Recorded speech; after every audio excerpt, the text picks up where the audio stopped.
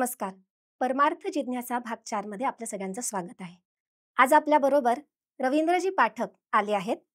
त्यांचं शिक्षण engineering, mechanical इंजिनिअरिंगमध्ये डिप्लोमा आणि ग्रॅज्युएशन हे इंडस्ट्रियल इंजिनिअरिंगमध्ये झालेलं आहे. त्यांची स्वतःची कंपनी आहे आणि तरीसुद्धा 2002 पासून नियमितपणे ते रामाचे निरूपण करतायत. नमस्कार दादा. नमस्कार. तर तुम्हाला एक प्रश्न मला विचारायचा आहे की तुम्ही राम नामाचं महत्त्व सांगता. पण परमार्थासाठी बरेच मार्ग आहेत आपल्याकडे. जसं योग साधना आहे, खरं आहे. त्याच्यानंतर अष्टांग योग आहे, बरोबर आहे. ब्रह्मविद्या आहे. तर मग नामस्मरणाचंच का एवढं महत्त्व? खरं आहे. फार छान प्रश्न आहे तुमचा. याच्यासाठी दोन गोष्टी आहेत. पहिले तर हे माझ्या गुरुनी दिलेलं मला साधन आहे, पहिली गोष्ट. कारण आपण गुरुनी दिलेल्या साधन मार्गाचाच प्रचार प्रसार आणि स्वतः देखील त्याचंच अनुकरण करावं, हा त्याच्या मागचा सगळ्यात पहिला प्रधान भूमिका. बरोबर. आणि दुसरी जर आपण थोडंसं साक्षीत्वाच्या भूमिकेने बघितलं, या सगळ्या साधनांकडे बघितलं, ज्या ज्या साधनांची तुम्ही नावं घेतली, या सगळ्या साधनांचा जर विचार केला, तर या सगळ्या साधनांच्या बाबत आपण जर प्रामाणिकतेने स्वतःचा विचार केला की यापैकी मी कुठल्या गोष्टीला पूर्णपणे न्याय देऊ शकतो. आमच्या गोस्वामी तुलसीदासांनी सगळं रामायण सांगितल्यानंतर एक शेवटी चौपाई लिहिली की एही कलिकालन साधन दूजा. या कलियुगामध्ये दुसरं कुठलंही साधन नाही. एही कलिकालन साधन दूजा. कुठली कुठली साधन आहेत? जोग, यज्ञ, जप, तप, व्रत, पूजा. योग आहे, यज्ञ आहे, जप आहे, तप आहे, व्रत आहे, पूजा आहे.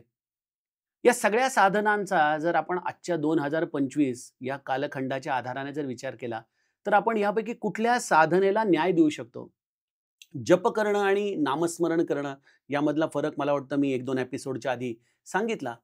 जप याचा अर्थ बीज मंत्र आहे, ज्याला ओंकाराची जोड असते. ते बीज मंत्र हे जपाच्या अंतर्गत येतात. अशा जपानुष्ठानाला साधन शुचिता लागते. तुमचं मन वैराग्यशील असलं पाहिजे. तुम्ही पावित्र्य सांभाळलं पाहिजे. आसन तुम्ही व्यवस्थित घालून बसला पाहिजे. आज जेव्हा तुमचं आयुष्य हे हाताच्या घड्याळावरती बांधलं गेलंय आणि सकाळी 9ची लोकल पकडायची, त्याच्या आधी मुलाला पाळणा घरात सोडायचंय, त्याच्या आधी स्वयंपाक करायचा आहे, एवढ्या गोष्टी एक स्त्री म्हणून तुम्ही स्वतः अनुभवू शकता. अशा वेळेला तुम्ही खरंच जपानुष्ठान करू शकता, तुम्ही तप करू शकता. तुम्ही कुठलं तप करणार? मला वाटतं आजच्या काळामध्ये तपाच्या व्याख्या बदलल्या पाहिजेत. वनामध्ये जाणं म्हणजे तप नाही, सर्व संघ परित्याग करणं म्हणजे तप नाही, एक दिवस मोबाईल न वापरणं हे तप झालंय. अगदी बरोबर आहे. ती तपाच्या व्याख्या देखील आता बदलल्या गेलेल्या आहेत. त्यामुळे जोग, यज्ञ, यज्ञ देखील करायला गेलं तर आपण बघतो की आजच्या काळात जे ब्राह्मण वेद मंत्र सांगतात ते खरोखरच त्या ब्राह्मणत्वाला न्याय देणारे आहेत का? ते आणणारं साहित्य ते तेवढं पवित्र आहे का? यज्ञाच्या दृष्टीने ज्या ज्या काही धार्मिक गोष्टींचं अनुष्ठान पाहिजे ते आपण खरंच पाळू शकतो का? या सगळ्या गोष्टींचा विचार केला तर जोग, यज्ञ, जप, तप, व्रत. आजच्या काळात व्रत म्हणजे काय झालंय? एकादशीची उपवासाची वेळ आली की 2 दिवस आधीपासून ज्यांची एकादशी असते ते सांगतात, अगं रताळी आणली का? अगं तळण्यासाठी पापड्या आहेत का? म्हणजे आमच्यासाठी ह्या सगळ्या गोष्टींच्या व्याख्याच बदलून गेलेल्या आहेत. मग ही सगळी उपलब्ध साधन आहेत. आपण म्हणतात तसं प्राणायाम आहे, ध्यानधारणा आहे, ब्रह्मविद्या आहे, वेगवेगळी साधन मार्ग आहेत, यात काही शंका नाही. परंतु आम्हाला आजच्या काळामध्ये असं अनुकूल एकच साधन आहे की जाता येता, उठता बसता सर्व देह व्यापारात, अगदी मासिक धर्मामध्ये स्त्रियांच्या एखाद्याच्या घरात सूतक असेल तरी देखील अशा साधन ज्याला कुठल्याही प्रकारचं सोळं ओळं लागत नाही, आणि ते साधन आहे रामनामस्मरणाचं. त्यामुळे रामनामस्मरण हे साधन आजच्या कलियुगामध्ये सर्वश्रेष्ठ साधनामध्ये मानलं जातं. या कलियुगाचा हाच महिमा आहे की एही कलिकालन साधन दूजा. जोग, यज्ञ, जप, तप, व्रत, पूजा. राम ही सुमिरिय गायीय राम ही संतत सुनिय राम गुणग्रामही. सतत रामाचं नाम गा, रामाची कथा गा, रामाचं चरित्र गा. हाच या कलियुगामध्ये उद्धरून जाण्याचा सर्वश्रेष्ठ मार्ग आहे. आणि हे मी सांगण्यात काही अर्थ नाही. हे ज्या गोंदवलेकर महाराजांनी सांगितलं, जे तुकाराम महाराजांनी सांगितलं की तुका म्हणे गर्भवासी सुखे घालावे आमासी, गुण गायी न आवडी, गुण गायी न आवडी. जेव्हा तुकाराम महाराज मोक्षाचा देखील अव्हेर करतात भगवंताचं नाम संकीर्तन करण्यासाठी, यावरून तुम्ही नामाचा अधिकार समजून घ्या. आणि हा अधिकार या संतांनी स्वतः जाणला.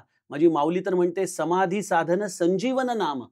समाधी खरं तर साध्य असलं पाहिजे, पण समाधीला साधन करणारं असं हे संजीवन नाम आहे.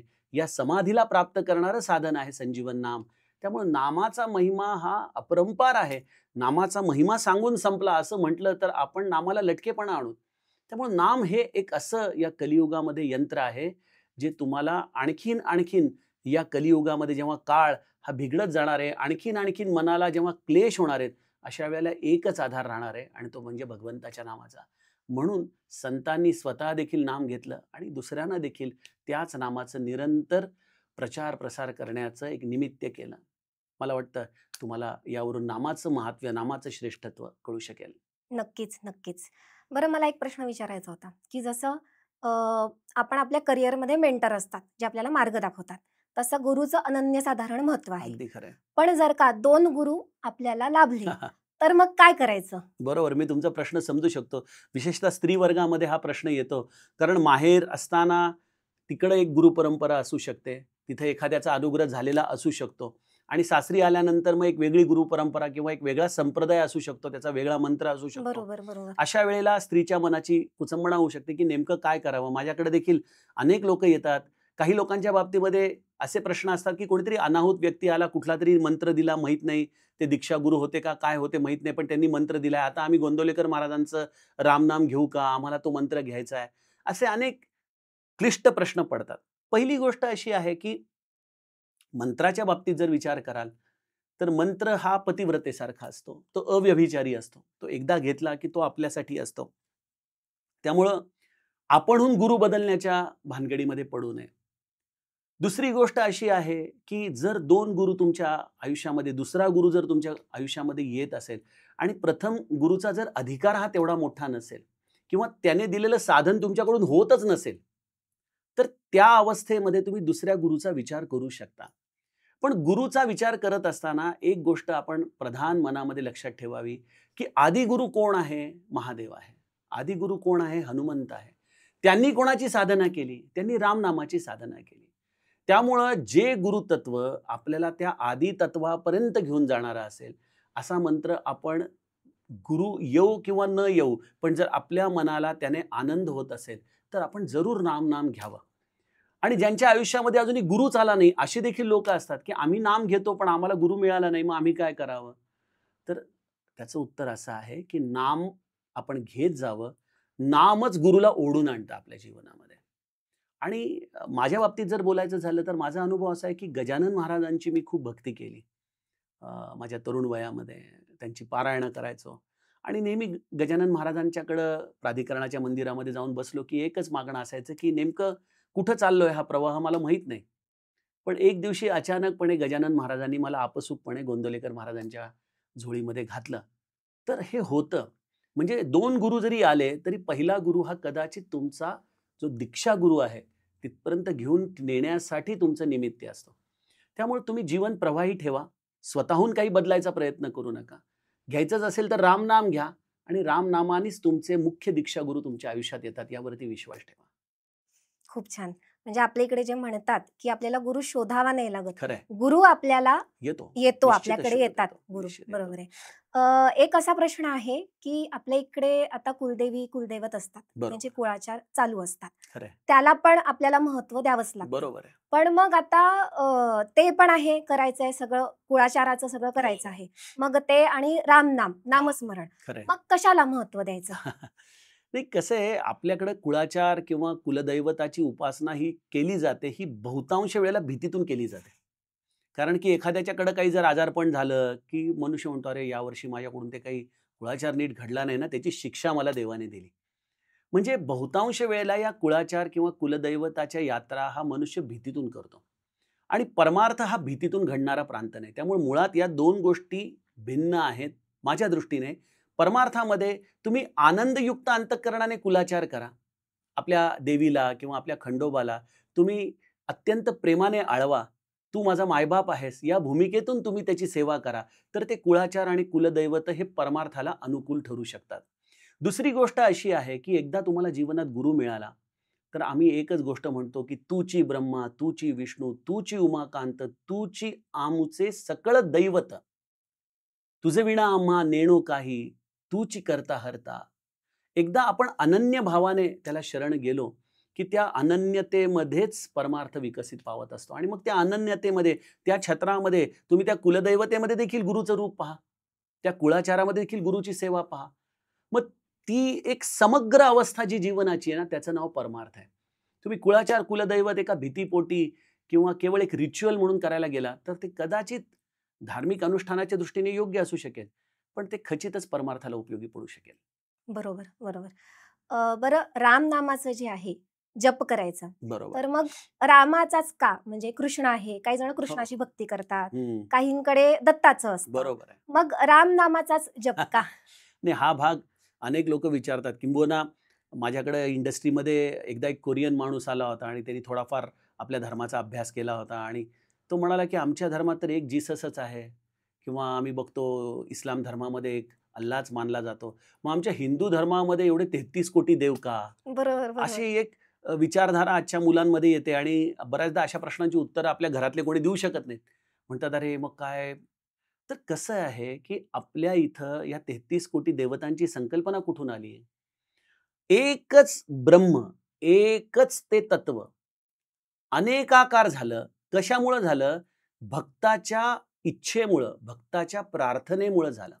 रामचरितमानसमध्ये एक दोहा आहे, "अगुणही सगुणही नहि कछु भेदा." निर्गुण आणि सगुणामध्ये भेद नाही. त्याच्यामध्ये महादेव पार्वतीला म्हणतो, की जे निर्गुण निराकार तत्व आहे तेच भगती प्रेम बस सगुण असो होई. ज्यांनी ज्यांनी भक्ती केली, त्यांनी ज्या भावनेने भक्ती केली, त्या भावनेने तो भगवंत त्याच्यासाठी सगुण झाला. उदाहरण द्यायचं झालं तर प्रल्हादाचा जो धावा होता भगवंताचा आणि हिरण्यकश्यपूनी काय वरदान मागून घेतलं, की ना सकाळी ना रात्री, ना जमिनीवर ना आकाशात, ना घरामध्ये ना घराच्या बाहेर, ना मनुष्य ना प्राणी माझा वध करेल, असा मला तू वरदान दे. मग अशा या भक्तीने नरसिंह हे रूप त्याला धारण करावं लागलं. तो नृसिंहाच्या रूपामध्ये तिथं आला आणि त्याने उंबरठ्यावरती हिरण्यकश्यपाचा वध केला. आपण ती कथा ऐकतात. मग अशा भगवंताने ज्या लीला केल्या त्या भक्तांच्यासाठी केल्या. म्हणजे मी मगाशीच एक 2 पॉडकास्ट पूर्वी उदाहरण दिलं, की एखादा घरामध्ये वृद्ध मनुष्य असेल, तर त्याला सूनबाई सासरेबुवा म्हणते, मुलगा अण्णा म्हणतो, नातवंड आजोबा म्हणतात, त्याचे मित्र तात्या म्हणतात. आणखीन कोणीतरी वरिष्ठ असेल तो त्याच्या नावाने हाक मारतो. असे वेगवेगळ्या नावाने जरी हाक मारलं तरी व्यक्ती एकच बाहेर येतो. मग तुम्ही त्याला कृष्ण म्हणा, त्याला दत्त म्हणा, त्याला राम म्हणा, त्याला जगदंबा म्हणा, काहीही म्हणा, तुम्ही त्या निर्गुण निराकाराचीच उपासना करताय. हा पहिला टप्पा झाला. दुसरा टप्पा असा आहे, की त्या भक्ताच्या प्रेमासाठी सगुण साकार होतो. त्यामुळे जो भक्त ज्या भावनेने त्याला हाक मारतो, जी त्याला अत्यंत जवळची वाटते, ती भावना ही त्याला त्या रूपाशी संलग्न करते. म्हणजे जर मी कृष्ण भक्त असेन, तर स्वाभाविकपणे माझ्या मुखामध्ये कृष्ण नाम येणार. मी दत्त भक्त असेन, तर स्वाभाविकपणे माझ्या मुखामध्ये दत्त नाम येणार. राम नाम का श्रेष्ठ आहे? कारण राम हा मर्यादा पुरुषोत्तम आहे. राम हा आचरणाला अनुकूल असं एक तत्व आहे आणि ज्याचं नाम घेता, त्याची तुम्ही संग प्राप्त करता, त्याचं आचरण तुमच्या जीवनामध्ये उतरतं. त्यामुळे राम नामाचं महत्त्व संतांनी एकमुखाने गायलेलं आहे. पण मी यापुढे तुम्हाला जाऊन असं म्हणेन, की कुठलंही जरी तुम्ही नाम घेतलं, तरी त्या नामाचा शेवट राम नामच आहे. र, आ आणि म या 3 अक्षरांनी रामनाम बनलेलं आहे. ज्याच्यामध्ये र आहे अग्नितत्व, आ आहे आदित्य म्हणजे सूर्यतत्व आणि म आहे चंद्रतत्व. कुठल्याही भगवंताच्या नामाने तुम्ही कृष्ण, कृष्ण, कृष्ण, कृष्ण करत गेला, तरी तुमच्या वासना जळून जातात कारण अग्नितत्व आहे. तुमच्या जीवनामध्ये ज्ञानाचा प्रकाश पडतो कारण की सूर्यतत्व आहे आणि तुमच्या जीवनामध्ये समाधान येतं कारण त्यामध्ये चंद्रमा तत्व आहे. तर तुम्ही कुठलंही भगवंताचं नाम घेतलं तरी शेवटी अनुभूती हीच येते. त्यामुळे सगळ्या नामांचं जे सार आहे ते रामनाम आहे. म्हणून माझ्या समर्थांचं एक भजन आहे, की सारांचे हे सार रामनामा, राम भक्ती विण आन नाही सार, सारांचे हे सार रामनाम. रामनाम हे समस्त वेदांचं, तत्वज्ञानाचं, उपनिषदाचं सार आहे. खूप त्यामुळे सुंदर. रामनाम हे खऱ्या अर्थाने तुम्ही आचरणात आणलंच पाहिजे. खूप सुंदर सांगितलं तुम्ही. आता एक प्रश्न असा आहे, की आता परमार्थ ठीक आहे, आपण मार्ग तो पकडला आहे. माहेरी माझ्या खूप श्रद्धाने सगळं करतात आहेत. हं. वातावरण म्हणजे अगदी पूरक आहे त्याला. पण मग सासरी नाहीये तेवढं बरोबर पूरक आहे. वातावरण किंवा म्हणा नास्तिकच आहेत अगदी. हम्म. मग अशा वातावरणामध्ये मी कसं ते बॅलन्स करायचं? म्हणजे काय करायला हवं मी? महाराजाला एक फार छान गोष्ट सांगायचे. महाराज म्हणायचे, एक एकुलती एक मुलगी होती आणि तिला लहानपणी तूप फार आवडायचं. तर तिची आई पण तिचे खूप लाड करायची. तर तिला दररोज पोळीवर तूप दे, भातावर तूप दे, भरपूर तूप खायला घालायची. पुढे लग्न होऊन सासरी गेली आणि सासू एकदम खाष्ट मिळाली. आणि मग ही सासू इतकी खाष्ट होती की हिला तूप खायची सवय तिला माहिती होतं, त्यामुळे ती तुपाचा डब्बा लपवून ठेवायची. कधी जेवणात तिला वाढायची नाही आणि हिला तर तुपाशिवाय करमायचं नाही. मग महाराज म्हणायचे, अगं सासू जरा झोपली, डोळा लागला की पटकन 2 गोळे तोंडात टाकायचे म्हणे. असं जरी तूप खाल्लं तरी ते अंगावरती जी शक्ती, तेज आणायचं ते आणणारच आहे.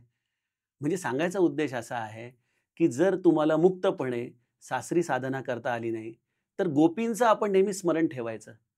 वृंदावनामध्ये गोपी जेव्हा श्रीकृष्ण बासरी वाजवायला लागायच्या, तेव्हा त्या वेगवेगळ्या प्रकारच्या क्रियांमध्ये रत असायच्या. कोणी स्वयंपाकात असायचं, कोणी दही मंथन करत असायचं, कोणी आपल्या पतीबरोबर असायच्या.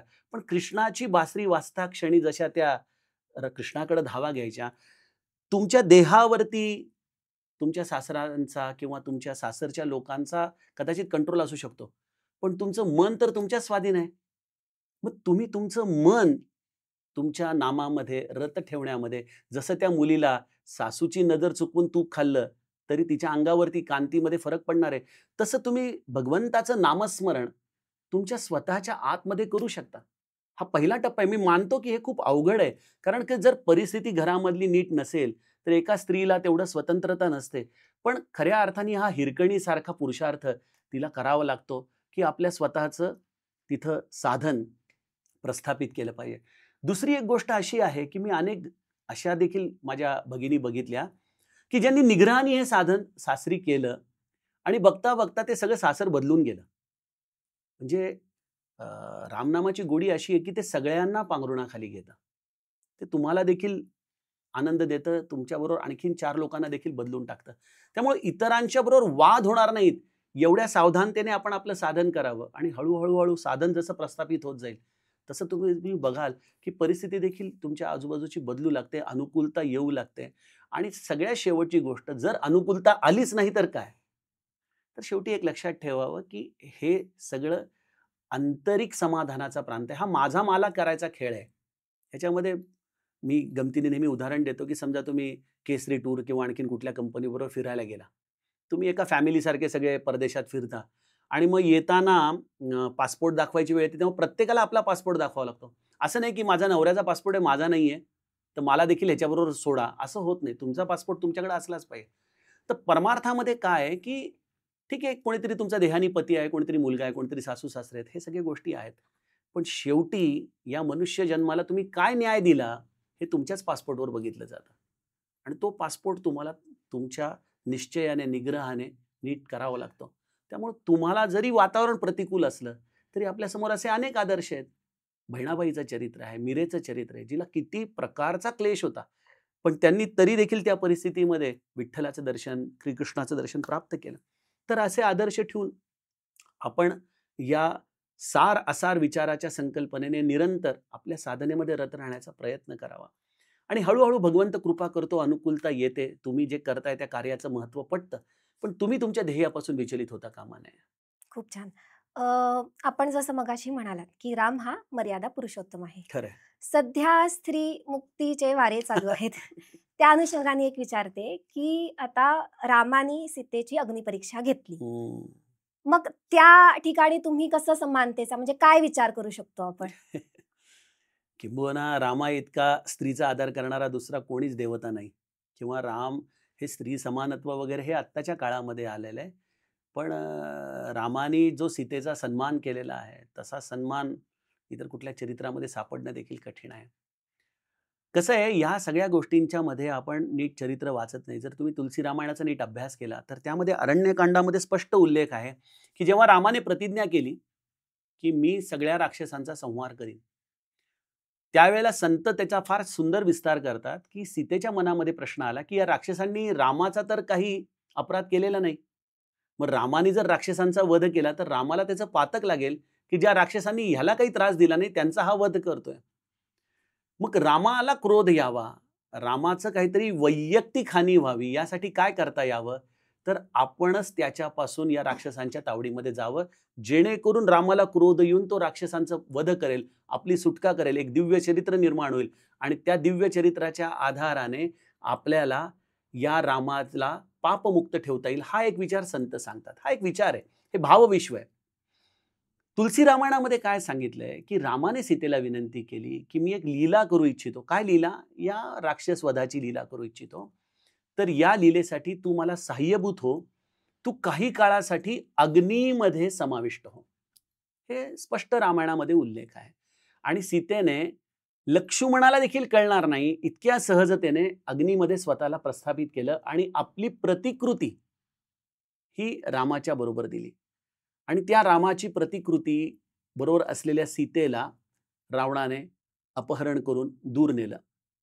आता याला आध्यात्मिक दृष्टिकोनातून जर बघायला गेलं तर मायेचे 2 प्रकार असतात. एक असते मूळ माया आणि दुसरी असते ती गुणमाया. मूळ माया ही भगवंताशी अत्यंत संलग्न आहे, किंबहुना ती सच्चिदानंदच आहे, ते ब्रह्मच आहे. पण या मूळ मायेच्या पोटी त्रिगुणांची निर्मिती होते, म्हणजे सत्व रज तम. आणि या सत्व रज तमाच्या आधाराने जी प्रतिकृती आहे त्याचं नाव आहे दृश्य जग. ह्याला गुणमाया म्हणतात. आता बघा, सीता ही प्रतिकृती होते हे आध्यात्मिक दृष्टीने देखील बघितलं तर लक्षात येतं, की जी सीता वनामध्ये जाताना आपण गीत रामायण ऐकतो, की जेथे राघव तेथे सीता, निरोप कसला माझा घेता, होय की नाही? ती सीता तुलसी रामायणामध्ये देखील म्हणते, की मी राजा दशरथाची संपदा बघितली आहे, मी माझ्या घरी वडिलांची संपदा बघितली आहे, पण त्या संपदेत ते सुख नाही जे मला रामाच्या चरणांजवळ मिळतं. हे मूळ मायेचं लक्षण. आणि तीच सीता दंडकारण्यामध्ये काय म्हणते, की मला हे मृगकांचन आवडलं, सोन्याचं कातडं असलेलं हरिण मला ते पाहिजे. हीच अर्थात दाखवते, की तिच्यामध्ये हा गुणाचा जो अवतार आहे, हीच तिच्या प्रतिकृतीचं लक्षण आहे. अन्यथा सीतेला कधीच कुठलीही इच्छा झाली नाही.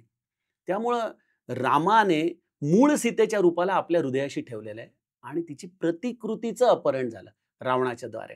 त्यामुळं आमचे गोस्वामी एक फार सुंदर दोहा लिहितात, की गिरारथ जल बीची सम कहियत भिन्न न भिन्न बंदौ सीता राम पद जिनही परम प्रिय खिन्न. म्हणजे काय? गिरा अर्थ म्हणजे वाणी आणि अर्थ. मी बोलतोय तर त्याचा अर्थ तुम्हाला काही मागून वेगळा ऐकू येत नाही. मी बोलतोय त्या शब्दांबरोबरच त्याचा अर्थ येतो. बरोबर. किंवा समुद्राच्या लाटा आणि समुद्राचं पाणी हे काही वेगळं नसतं, त्या एकच आहेत. त्याप्रमाणे राम आणि सीता हे कधीच वेगळे नव्हते, कधीच. ते निरंतर अभिन्न आहेत, अभिन्न तत्व आहे ते. त्यामुळे रामाने सीतेचा त्याग केला वगैरे वगैरे या सगळ्या भाकड कथा आहेत. रामाने कधीच सीतेचा त्याग केला नाही. आध्यात्मिक दृष्टीने ज्याला गुरुकृपेने दासबोध, ज्ञानेश्वरी अशा ग्रंथांचा अभ्यास आहे त्याला हे कळू शकतं, की गुणमाया आणि मूळ माया वेगळी आहे. गुणमाया ही मूळ मायेमध्ये पुन्हा विलीन होते आणि मूळ माया ही ब्रह्मामध्ये विलीन होते आणि विश्वाचा हा असलेला सगळा दृश्य जगाचा क्रम थांबतो. त्यामुळं त्या रामाने सीतेला पुन्हा अग्नीमधून प्राप्त करून घेतलं युद्धानंतर. अग्नी परीक्षा त्याची नव्हती. यामध्ये तुम्ही राम आणि सीतेला स्त्री पुरुष समजता, इथं सगळी चूक आहे. अरे ते एकच तत्व आहे, अभिन्न तत्व आहे, ते ब्रह्म आहे. आणि ते राम आपल्या त्या मूळ सीतेला अग्नितत्वातून पुनश्च प्राप्त करतो आणि ही गुणमाया रूपी सीता त्यात जळून जाते पुन्हा. तर हा त्याच्या मागचा आध्यात्मिक दृष्टिकोन आहे. आणि शेवटचा जो भाग आहे स्त्री समानतेचा, लोक म्हणतात अरे काय त्यांनी आरोप केले आणि ह्यांनी सोडून दिलं आणि वगैरे वगैरे. एक तर तुलसी रामायणामध्ये हा भाग सगळा गोस्वामीजींनी गाळूनच टाकला. त्यांना मान्यच नाही. ते म्हणतात एकदा माझे राजाराम सीताराम सिंहासनावर बसले, बस मला आता पुढं काही रामायण लिहायचं नाही. पण हा जो काही वाल्मिकी रामायणामधला पुढचा भाग आहे तो काही आपण अमान्य करत नाहीये. पण ह्याच्या मागे देखील तुम्हाला थोडंसं आध्यात्मिक कारण बघितलं पाहिजे, की शेवटी हे अवतार कार्य संपताना मूळ माया त्या ब्रह्मामध्ये विलीन होऊन जाते, ती आपलं अस्तित्व बंद करते. त्यामुळं सीता ही रामापासून पहिले लांब जाते चरित्राच्या आधाराने. आणि ते ब्रह्म ज्या शेषाच्या अधिष्ठानावरती होतं, तो लक्ष्मण पहिल्यांदा शरयूमध्ये स्वतःला विसर्जित करतो आणि तो जाता क्षणी राम देखील आपलं अवतार कार्य संपवतो. त्यामुळे रामायण हे काही व्यक्तिरेखा नाहीये. तर रामायण हे काही आपल्यासारख्या सर्वसामान्यांचं चरित्र नाहीये. ते गुरुकृपेने आध्यात्मिक दृष्टिकोनातून जेव्हा तुम्ही बघता तेव्हा त्याचे खरे अर्थ मिळतात. बाकी काय, ज्यांना बोलायचं ते त्यांच्या पद्धतीने बोलायला मोकळे आहेत. सगळ्यांचं स्वागत आहे. पण मला असं वाटतं, की जो मध्ये ट्रेंड आला होता, की रामाला म्हणजे सगळे दोष देत होते. तर तुमच्या उत्तरांनी नक्कीच त्यांना नाही, बघा कसं आहे, समाधान झालं असेल. ऍब्सोल्युटली. आणि ह्याच्यामध्ये मला काय वाटतं, की हे सगळं रामाची लीला आहे. तुम्ही रामावर, सूर्यावर तुम्ही काय थुंकणार किंवा काय करणार, ते तर बरोबर. कालातीत तत्व आहे. त्याला पण एखाद्याला जर सूर्याला झाकोळायचंच आहे तर तो झाकोळून त्याच्यापुरता घेऊ शकतो डोळ्यावर हात ठेवून. त्यामुळं तो काही भाग नाही. बरोबर, नक्कीच. तुम्हाला नुकतीच मानस किंकर ही उपाधी काशी विद्वत परिषदेतर्फे अ, ज्योतिर्मठ अ, शंकराचार्यांकडून बहाल करण्यात आली. होय. त्याबद्दल थोडी माहिती द्या. खरं तर परमार्थ हे क्षेत्र असं आहे की जिथं उपाधी विरहित व्हायला पाहिजे. आपण काही तिथं प्राप्त करण्यासाठी जायचं नसतं. पण ही मानस किंकर ही उपाधी मला अत्यंत जवळची वाटली हृदयाच्या. याची 2 कारणं आहेत. एक तर काशी विद्वत परिषद ही एक आपल्या हिंदू संस्कृतीमधली अत्यंत महत्त्वाची अशी विद्वत परिषद आहे, जिथं अनेक पंडित सनातन धर्माची सेवा करत आहेत. त्यांच्याकडून हा किताब देण्यात आला आणि देऊन देखील किताब काय देण्यात आलाय तर किंकर. किंकर याचा अर्थ चरणरज, एकदम छोटासा कण. या छोटासा कण होण्याचं सौभाग्य प्राप्त होणे परमार्थामध्ये फार मोठी उपलब्धी आहे. कारण कसं आहे, की ज्याला लहान होता येतं ना, तोच खऱ्या अर्थाने मोठा होतो परमार्थात. लोकांचं काय होतं, की परमार्थामध्ये मी किती मोठा हे दाखवायला जातात लोकं आणि त्यामुळं खरं तर हातामध्ये काहीच पडत नाही. पण हा प्रांत असा आहे, की तुम्ही जितके लहान होत जाल, तितकं तुम्हाला जे विश्वातलं हे गूढ रहस्य समजून घेण्याची भूमिका प्राप्त होते. आणि तिसरं काय आहे, की किंकर झालं, की गुरुचरणाच्या जवळ राहता येतं. तुम्हाला बाकी कुठल्याही वस्तूला ते सद्भाग्य मिळत नाही, पण गुरुचरण रजाचा प्राप्त होण्याचा साधा मार्ग आहे किंकर होणं. त्यामुळे ही उपाधी फार गोड आहे. मी त्याचा अत्यंत विनयाने स्वीकार केला. याचं कारण असं झालं, की आमच्या या ज्योतिर्लिंगाच्या यात्रेमध्ये काशी येथे आमची रामकथा झाली मार्च 2025 मध्ये आणि त्या काशीच्या रामकथेमध्ये त्यांनी आमचं एकंदर सगळं कार्य काशी विद्वत परिषदेच्या लोकांनी बघितलं. काशीमध्ये श्री ब्रह्मचैतन्य महाराज गोंदवलेकरांची आम्ही हत्तीवरून मिरवणूक काढली आणि अत्यंत विपुल प्रमाणामध्ये अन्नदान काशीमध्ये त्या कथेच्या निमित्तानं झालं. कथा सकाळ संध्याकाळ 3-3 तास गायली गेली. रुद्राक्ष ऑडिटोरियम म्हणून एक खूप मोठं कन्व्हेन्शन सेंटर आम्ही 9 दिवसासाठी घेतलं होतं. तर हा सगळा चाललेला सनातन संस्कृतीच्या जागरणाचं कार्य या काशी विद्वत परिषदेने बघितलं आणि त्यांनी तेव्हाच माझ्याकडून सगळी माहिती माझी घेतली. आणि मग मागच्या महिन्यामध्ये जुलैमध्ये केदारनाथला जाण्याच्या आधी आम्ही 27 तारखेला जुलैच्या केदारनाथला जाणार होतो आणि त्यांचा मला 25 तारखेला फोन आला, की आपण उद्या मुंबईमध्ये यावं, शंकराचार्यांना भेटायचंय. तर मला वाटलं, की या मंडळींना काहीतरी शंकराचार्यांशी ओळख करून द्यायची असेल आणि केदारनाथची कथा आम्ही शंकराचार्यांवर करणार होतो. तर मी म्हटलं, हा शुभ संकेत आहे, की कधीला जाण्याच्या आधी शंकराचार्यांचं दर्शन होतं म्हणून आम्ही तिथे गेलो. तर त्यांनी अतिशय सुंदर असं मानपत्र मानस किंकर संस्कृत भाषेमध्ये लिहून आणलं होतं. एक सुंदर काव्य केलं होतं आणि मला या शब्दाचा तोपर्यंत त्यांनी ओळखही दिली नव्हती, की तुम्हाला आम्ही ही उपाधी देणार आहोत. तर त्या दिवशी अविमुक्तेश्वरानंद जे ज्योतिर्मठाचे शंकराचार्य त्यांचा वाढदिवस होता 26 जुलैला आणि त्यामुळे ते अत्यंत प्रसन्न होते आणि त्यामध्ये या सगळ्या मानपत्राचं वाचन त्यांनी स्वतः ऐकलं. त्यांनी अत्यंत प्रेमाने शाल घातली आणि म्हणाले, की असंच कार्य करत राहा रामाचं. रामाची कथा गात राहा. धर्माचं आचरण ठेवा आणि हे मानस किंकरहून जगा. मला हा शब्द फार आवडला, की मानस किंकरहून जगा. म्हणजे ही उपाधी मिळाली नाही, तर हे जीवन जगण्याचं ध्येय या विद्वत परिषदेने दिलंय, की लहान होऊन सर्वसामान्यांमध्ये मिसळून जगायला शिका आणि हे किंकर पद प्राप्त करणं आता हे ध्येय आहे. हे त्यांनी उपाधी दिली आहे, पण आता ते प्राप्त करणं हे ध्येय आहे. असा हा गुरुकृपेचा सगळा प्रसाद आहे. तो ब्रह्मचैतन्याच्या चरणी अर्पण करून आपण आपलं मोकळं राहावं, हा त्याच्यामागचा खरा हेतू आहे. पण आपण हा प्रश्न विचारला आणि त्यामुळं पुन्हा एकदा आमच्या श्री महाराजांचं हे दीनदास पद माझ्या डोळ्यासमोर आलं. कारण की महाराज देखील स्वतःला दीनदास म्हणायचे, की मी दीनांचा दास आहे. त्यांची सेवा मी करतो. त्याच अनुषंगाने त्यांच्या एका छोट्याशा या शिष्याला देखील हे किंकर पद त्या परंपरेला शोभणारं आहे. उद्या जर हे पद कदाचित मानस मार्तंड किंवा मानस प्रज्ञा अशा रीतीने असतं तर ते घ्यायला मला भीती वाटली असती. पण किंकर होण्याचा एक फायदा असा असतो, की हा छोटा आहे, याला कमी माहिती आहे. कोणी ज्ञानाची परीक्षा घ्यायला जात नाही, की हे आहे, हा लहानच आहे. तर हा एक तशी आम्हाला मिळालेली चांगली सुटका देखील आहे. त्यामुळे हे सर्व दृष्टीने आनंद आहे आणि हे ध्येय घेऊन जीवन जगावं अशी महाराजांच्या चरणी प्रार्थना करतो. धन्यवाद.